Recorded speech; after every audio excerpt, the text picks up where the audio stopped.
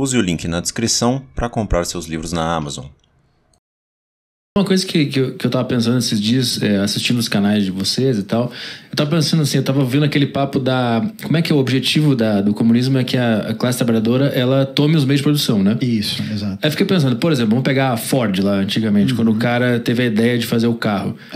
Para a classe trabalhadora tomar esse meio de produção, ela precisa desse cara para ele ter essa ideia de criar o carro. Então, isso Como é que funciona isso? É que isso, na verdade, é parte de uma ideia meio que é construída muito em cima do gênio mítico, né?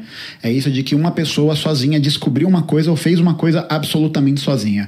A gente pode falar do Ford, pode falar do Steve Jobs, pode falar do Isaac Newton, a gente pode falar dessas pessoas todas, e isso é muito vendido pra gente, né? Como esses grandes gênios disruptivos que descobriram coisas a partir do nada e essas ideias revolucionam o mundo. Só que se esquece de colocar qual que é o contexto em que elas estão inseridas, né? Se esquece de falar, por exemplo, eu, né, Gustavo, comunista, estou aqui, e eu tô nesse programa porque foi sendo feita uma rede de contatos, foi sendo feita uma rede de relações sociais que me permitiram estar aqui. Então seria muito zoado da minha parte eu virar e falar, não, eu tô aqui porque eu consegui sozinho, né? Eu tive uma ideia brilhante, eu sou muito foda e agora eu tô aqui fazendo esse programa. E assim, e eu entendo que eu acho que o meu trabalho seja um trabalho de boa qualidade, mas eu não conseguiria ter o alcance, eu não conseguiria ter aprendido, eu não conseguiria realizar isso se não fossem também as outras pessoas junto comigo, tá ligado? Então, o que a gente vê é o Henry Ford, por exemplo, não é bem o criador do carro, né? Mas é um cara que dizem que vai ter uma ideia ali e tal.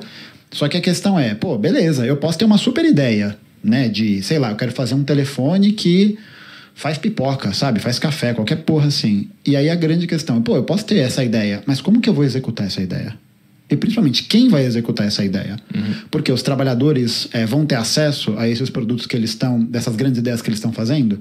Porque é isso, o Steve Jobs poderia ter tido uma ideia genial, e se ele tivesse tido uma ideia genial na garagem, ele só ia ser mais uma pessoa com uma ideia genial na garagem, tá ligado? Então, tipo, quem que fabrica o telefone? Quem que torna essa ideia material?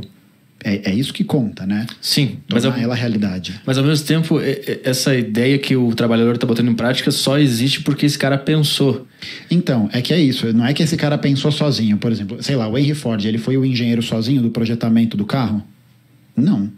O Steve Jobs projetou sozinho o iPhone? Todas as pontes? Sabe? Todas as ligações? Não.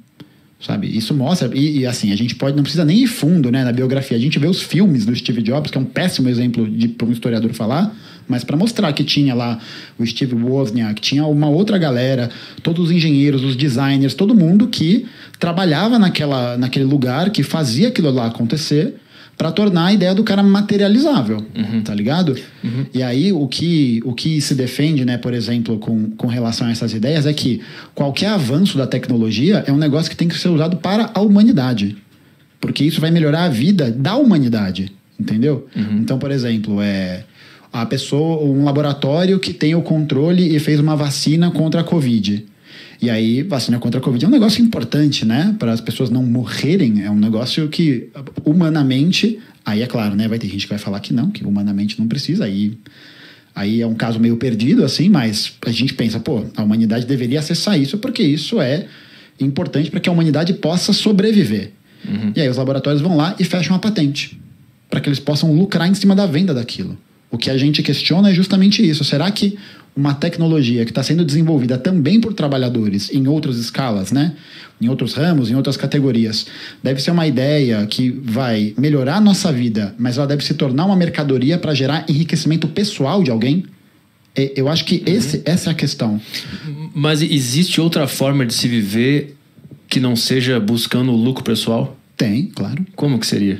Assim, acho que principalmente quando você se defronta com a questão de que... E isso geralmente é feito por quem está na classe trabalhadora, mas a gente tem também exemplos de burgueses que fizeram esse movimento, né? Como o próprio Engels, que vai escrever contra esse sistema porque percebe que existe uma imensa, esmagadora maioria de pessoas que está sendo praticamente escravizada para que ela possa sobreviver. Né? Então, o Engels tem um livro muito legal. Aliás, eu te trouxe um presente. Eu até esqueci na minha jaqueta, tá ali, depois eu vou pegar para entregar. É um livro muito massa. Ah, boa. O Caio pode pegar para mostrar, se quiser. Pode ser. E pegar, né? Usar de exemplo... Até perdi o que eu tava falando. Era sobre lucratividade, né? Sobre essa outra forma de vida. Ele vai escrever um livro muito massa que se chama Situação da Classe Trabalhadora. Não é esse que eu tô na mão, mas é um livro que ele vai comentar um pouco a respeito de como é que... E ele vai viver isso. Ele vai para Londres, ele vai para os bairros industriais, ele percebe um processo de pauperização daquelas pessoas, de quase animalização dessas pessoas, porque elas foram colocadas em condições de trabalho terríveis, condições de vida terríveis. Então ele fala do aumento dos crimes, dos roubos, da prostituição, do alcoolismo, do vício em narcóticos, que eram meio que provas, e ele ainda estava tateando, porque ele era jovem quando ele escreveu esse livro, tateando quais que eram os motivos dessas questões aparecerem tanto assim, sabe? E aí ele percebe que, as pessoas, elas precisam viver, né? As pessoas têm que ter comida, tem que ter teto, tem que ter acesso à água, né? E a gente está falando isso a partir de uma perspectiva de humanidade. Vai ter gente que é contra isso. E vai ter gente que acha que não, as pessoas não têm que comer. Nem todo mundo precisa ter um teto para morar. Tem quem diga isso? Tem. Não vai dizer assim, dessa forma. Mas vai pensar políticas, vai pensar discursos de maneira que vão perpetuar essa ideia.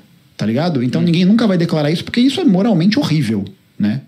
Mas ele sem querer propõe isso, mas na cabeça dele ele tá fazendo o bem pelas pessoas. Mas é aquilo, né? De boas intenções o inferno tá cheio. Outros avisos, para você quiser interagir aqui na live hoje.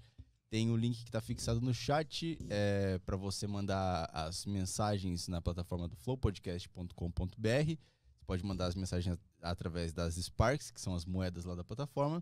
Você também pode mandar mensagem pela sacocheio.tv, o link também está na descrição. Os assinantes da Saco Cheio TV têm acesso ao grupo do Telegram. Então lá no Telegram você pode mandar mensagens para a gente. Aqui a gente vai ler sempre o Telegram primeiro.